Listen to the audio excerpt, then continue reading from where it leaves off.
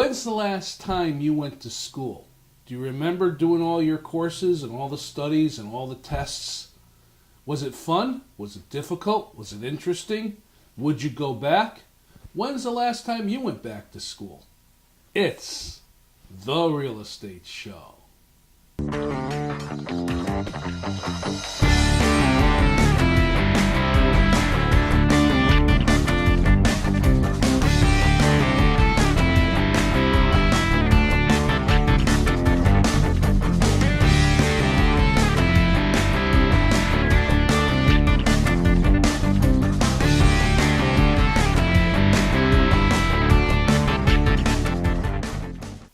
Welcome to The Real Estate Show. My name is Rick Naples. As I said in the beginning, I wanted to talk a little bit about schooling. You know, being a realtor is a lot more than just dealing with helping people sell their homes or helping somebody find a home to buy and the occasional rental or commercial building. It's a continuing learning curve. Realtors are part of a trade organization that's one of the largest trade organizations in the United States, the National Association of Realtors. And one of the things that they do is they're constantly learning, keeping up on all the different rules, the regulations, disclosures that are required, certain codes, just a number of different things. They're constantly educating themselves as realtors to keep themselves informed and be on top of their game so they can provide the best service possible to those individuals that they work with, again, in the selling of their homes or the buying of their homes. Now, it's a continuing process. Realtors are required to go back to school and do what they call continuing education credits. These are courses that a realtor has to take in order to maintain their license. And it's not much unlike what many other trade organizations need to do. I mean, doctors are constantly learning. Attorneys are constantly learning. So are realtors. When you're looking to hire a realtor, one of the things that you can ask them is you can ask them what their education is like. What have they most recently studied? It's an interesting conversation because there's a lot of different things that are out there. Let's take a quick break and look at this short little presentation that I put together. And I'll be back to talk about realtors and school.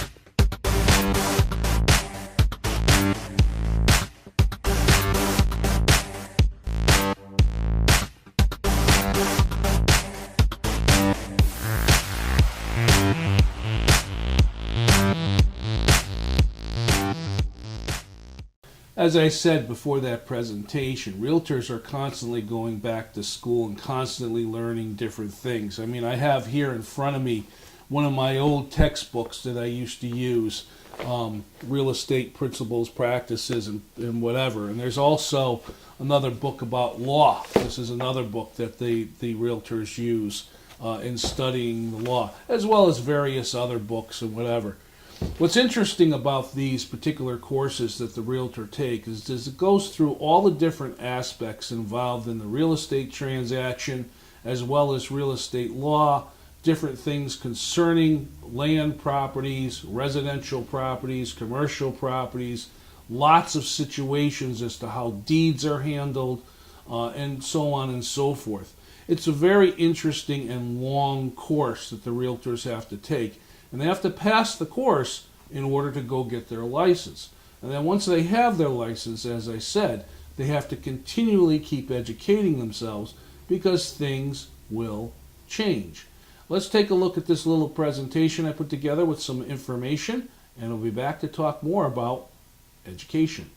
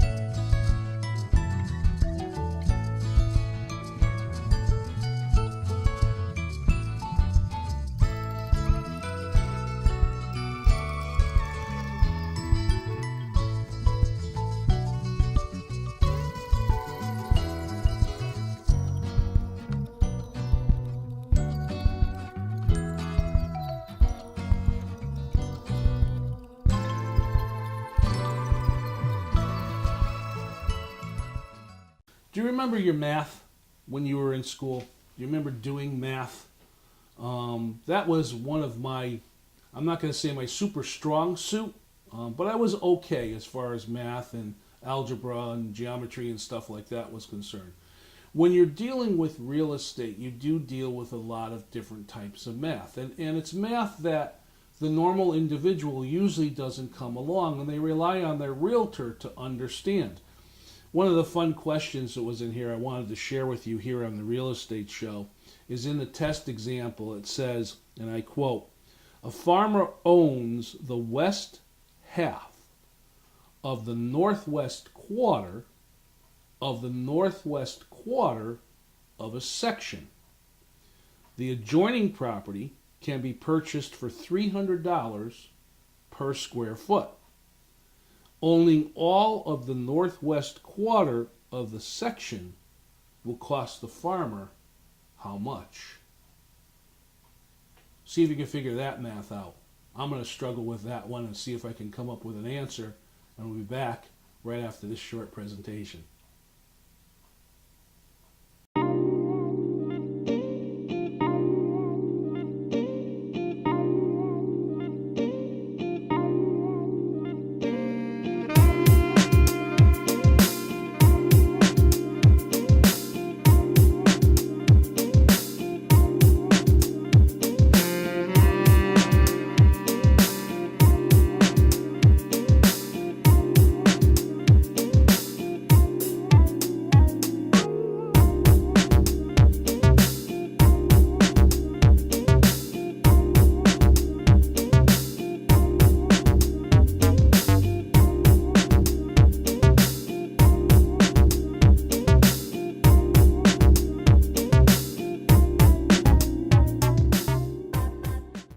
Did you get your calculators out? Did you try to figure out what that was? Let me repeat the question just for fun here. This is the kind of thing that realtors deal with on occasion. A farmer owns a farmer owns the west half of the northwest quarter of a section. The adjoining property can be purchased for $300 per acre. Owning all of the northwest quarter of the section would cost the farmer how much? If you're curious, the answer is $42,000. It's a multiplication problem. But it's the type of math that realtors do get involved with from time to time. If you have a buyer that's looking to buy land or looking to buy additional acreage and it's not listed, sometimes the realtor is asked to figure out what the value of that property is, and they have to get involved in a little bit of math by figuring out what it's sold for and what the current amounts might be, and then going from there.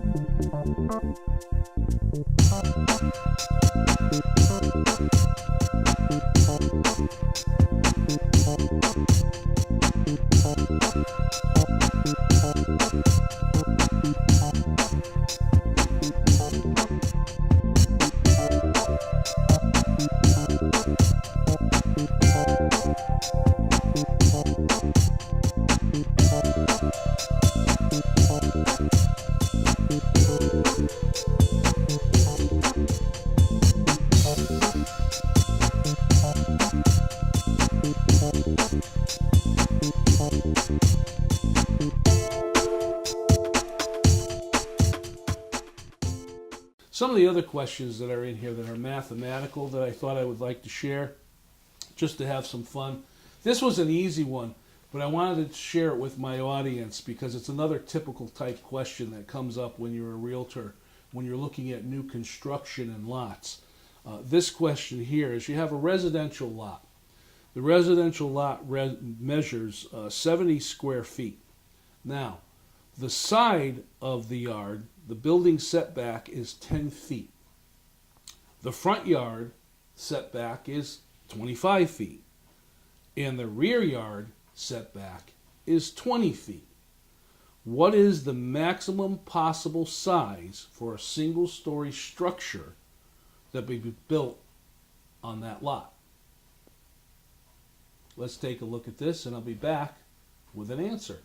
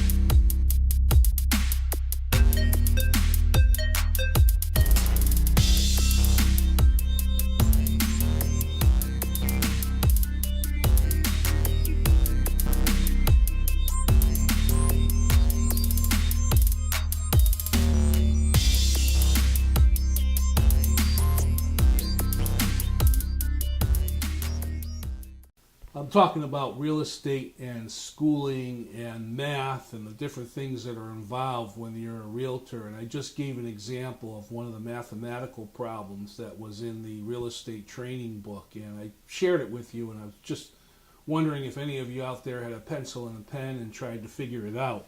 The question that I asked was, on a residential lot of 70 square feet, side yard building setbacks are 10 feet. The front yard setback is 25 feet, and the rear yard setback is 20 feet. What is the maximum size and square footage of a building that you can put on that lot? For those of you that did some calculations, the correct answer is 1,250 square feet. Let's take a look at this little presentation, and I'll be back to talk about more real estate schooling.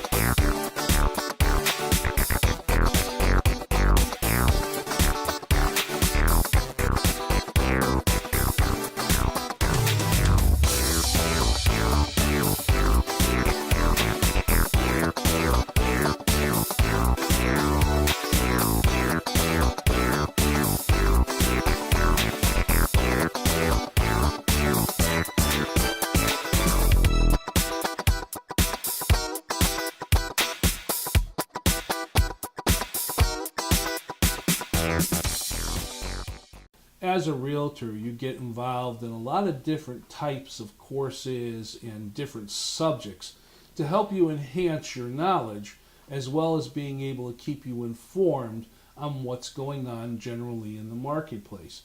A lot of realtors continue their studies, and they go on and they get what they call designations. Those are different types of achievements that they make that have specialities in different types of subjects, whether it be residential sales or commercial sales or working with buyers or even working with the older adult. Their designations are continuing education that they take to help them in being able to provide the best possible service to the clients that they use. Now, some realtors have lots of designations. They go to a lot of school, they do a lot of studies, and they have a lot of knowledge. But sometimes the designations don't necessarily help them in working with a seller or a buyer. There are different types of education that a realtor may need to get in order to know how to do those things, as well as some of the other things that are in there. One of the more popular designations you'll find a lot of realtors taking is a designation that involves the technique of staging. Now, I've talked about staging before on the real estate show. You all know what that is. That's basically the idea of putting your house in its best light. Whether it's a vacant house or a home that's occupied, there are certain techniques that you can do in order to make your home appeal to the widest amount of buyers that are coming to take a look at a home. And we've talked about those. Three of the top ones that for staging are talking about uncluttering. In other words, making it easy to move around a room, putting some things in storage, lessening the amount of furniture that's in a room. Another technique is what they call the rule of 75.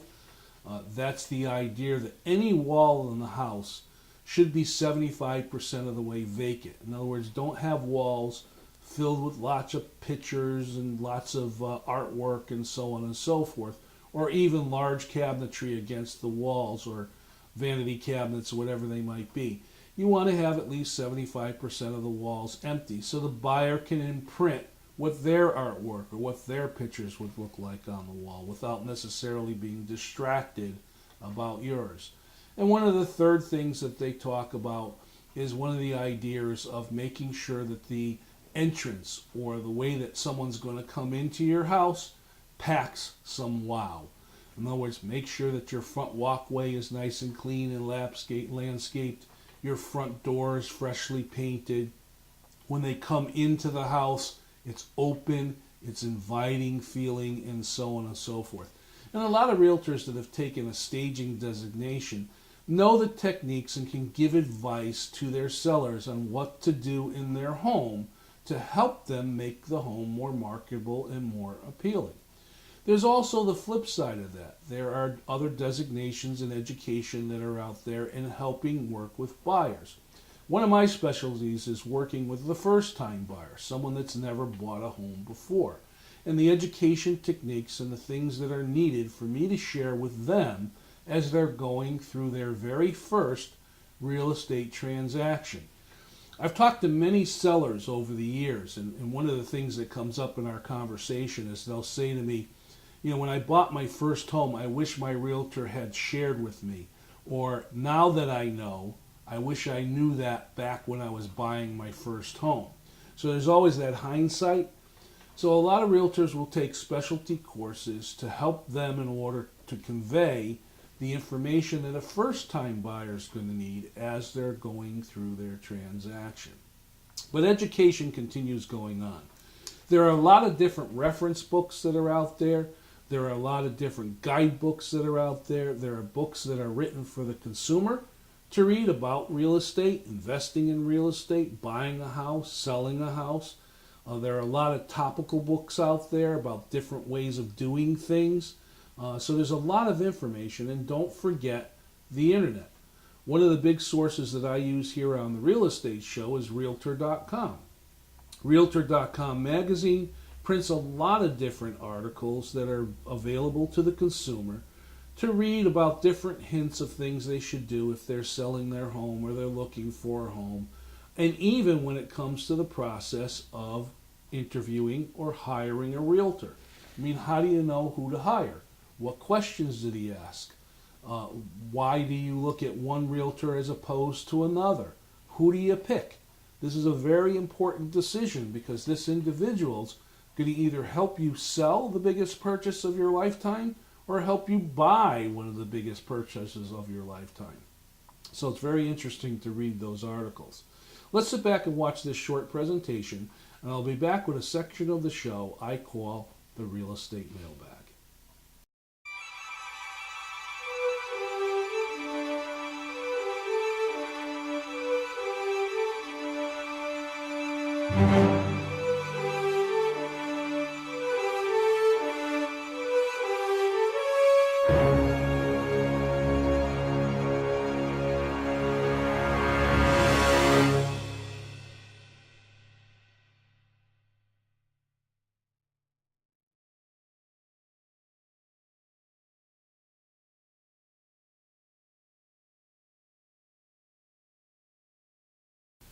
This is the portion of the real estate show that I call the Real Estate Mailbag. It's my opportunity to answer questions that are sent here to the Real Estate Show, or even answer questions when I'm out and about.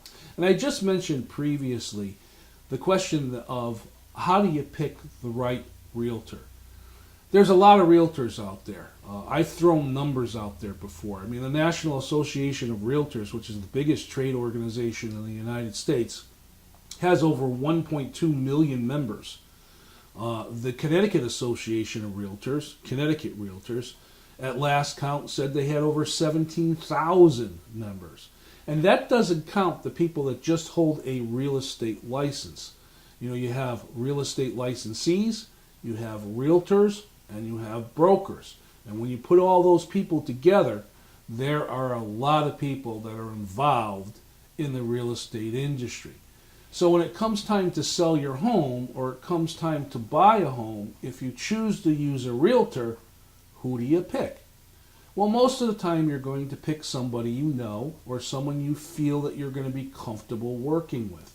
But you have to be very careful, because there's a lot of realtors that are out there that don't do real estate on a regular basis. It's an additional thing. It's something that they do outside of their regular job, whatever that job might be. They're not a full-time practicer of real estate. So when you're interviewing and you're choosing a real estate agent, you want to make sure that they're knowledgeable, experienced enough, and capable enough to do the job that needs to be done. My name's Rick Naples, sitting here educating myself. This has been the Real Estate Show. I'll see you next time.